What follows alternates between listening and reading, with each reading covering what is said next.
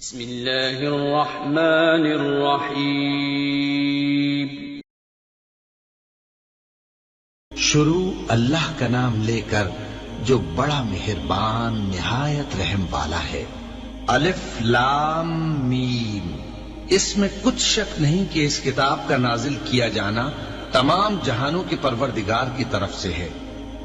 کیا یہ لوگ یہ کہتے ہیں کہ پیغمبر نے اس کو از خود بنا لیا ہے؟ نہیں، بلکہ وہ تمہارے پروردگار کی طرف سے برحق ہے، تاکہ تم ان لوگوں کو ہدایت کرو جن کے پاس تم سے پہلے کوئی ہدایت کرنے والا نہیں آیا، تاکہ یہ رستے پر چلے۔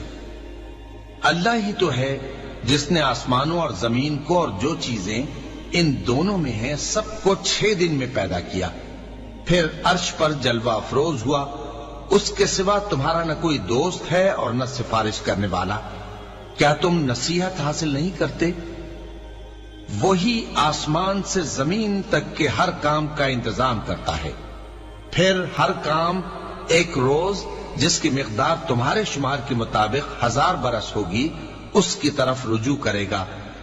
اسی شان کا ہے وہ خالق جو پوشیدہ اور ظاہر کا جاننے والا ہے، غالب ہے، بڑا مہربان ہے۔ وہی جس نے ہر چیز کو بہت اچھی طرح بنایا، یعنی اس کو پیدا کیا اور انسان کی پیدائش کو مٹی سے شروع کیا، پھر اس کی نسل ایک قسم کے خلاصے سے یعنی حقیر پانی سے بنائی، پھر اس کو درست کیا، پھر اس میں اپنی طرف سے روح پھونکی اور تمہارے کان اور آنکھیں اور دل بنائے، مگر تم بہت کم شکر کرتے ہو۔ اور کہنے لگے کہ جب ہم زمین میں ملیا میٹ ہو جائیں گے تو کیا اثر نو پیدا ہوں گے؟ حقیقت یہ ہے کہ یہ لوگ اپنے پروردگار کے سامنے جانے ہی کے قائل نہیں۔ کہہ دو کہ موت کا فرشتہ جو تم پر مقرر کیا گیا ہے تمہاری روحیں قبض کر لیتا ہے، پھر تم اپنے پروردگار کی طرف لوٹائے جاؤ گے، اور تم تعجب کرو جب دیکھو کہ گناہگار اپنے پروردگار کے سامنے سر جھکائے ہوں گے اور کہیں گے کہ اے ہمارے پروردگار، ہم نے دیکھ لیا اور سن لیا، تو ہم کو دنیا میں واپس بھیج دے کہ نیک عمل کریں، بے شک ہم یقین کرنے والے ہیں۔ اور اگر ہم چاہتے تو ہر شخص کو ہدایت دے دیتے، لیکن میری طرف سے یہ بات قرار پا چکی ہے کہ میں دوزخ کو جنوں اور انسانوں سب سے بھر دوں گا، سو اب آگ کے مزے چکھو، اس لیے کہ تم نے اس دن کے آنے کو بھلا رکھا تھا۔ آج ہم نے بھی تمہیں بھلا دیا ہے، اور جو کام تم کرتے تھے ان کی سزا میں ہمیشہ کے عذاب کے مزے چکھتے رہو۔ ہماری آیتوں پر تو وہی لوگ ایمان لاتے ہیں کہ جب ان کو ان کے ذریعے نصیحت کی جاتی ہے تو سجدے میں گر پڑتے اور اپنے پروردگار کی تعریف کے ساتھ تسبیح کرتے ہیں اور غرور نہیں کرتے۔ ان کے پہلو بچھونوں سے الگ رہتے ہیں، اس حال میں کہ وہ اپنے پروردگار کو خوف اور امید سے پکارتے اور جو کچھ ہم نے ان کو دیا ہے اس میں سے خرچ کرتے ہیں۔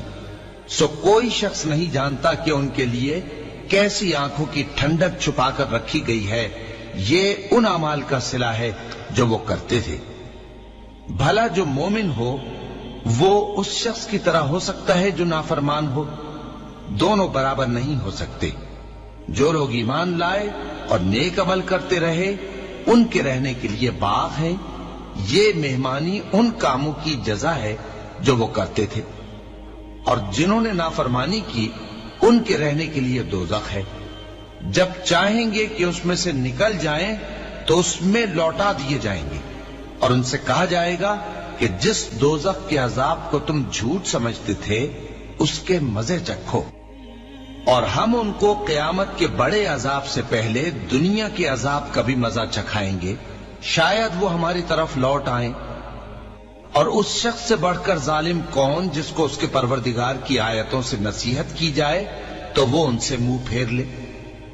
ہم گناہگاروں سے ضرور بدلہ لینے والے ہیں، اور ہم نے موسیٰ کو کتاب دی تو تم ان سے ملاقات ہونے سے متعلق شک میں نہ ہونا، اور ہم نے اس کتاب کو بنی اسرائیل کے لیے ذریعہ ہدایت بنایا تھا، اور ان میں سے ہم نے پیشوا بنائے تھے جو ہمارے حکم سے ہدایت کیا کرتے تھے، جبکہ وہ صبر بھی کرتے تھے اور وہ ہماری آیتوں پر یقین رکھتے تھے۔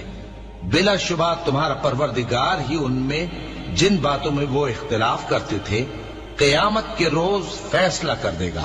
کیا ان کو اس امر سے ہدایت نہ ہوئی کہ ہم نے ان سے پہلے بہت سی امتوں کو جن کے رہنے کے مقامات میں یہ لوگ چلتے پھرتے ہیں ہلاک کر دیا؟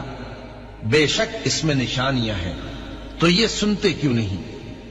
کیا انہوں نے نہیں دیکھا کہ ہم بنجر زمین کی طرف پانی رواں کرتے ہیں، پھر اس سے کھیتی پیدا کرتے ہیں جس میں سے ان کے چوپائے بھی کھاتے ہیں اور یہ خود بھی کھاتے ہیں، تو یہ دیکھتے کیوں نہیں؟ اور کہتے ہیں اگر تم سچے ہو تو یہ فیصلہ کب ہوگا؟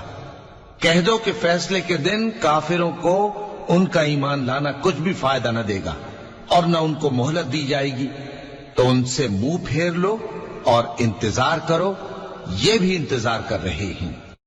صدق اللہ العظیم۔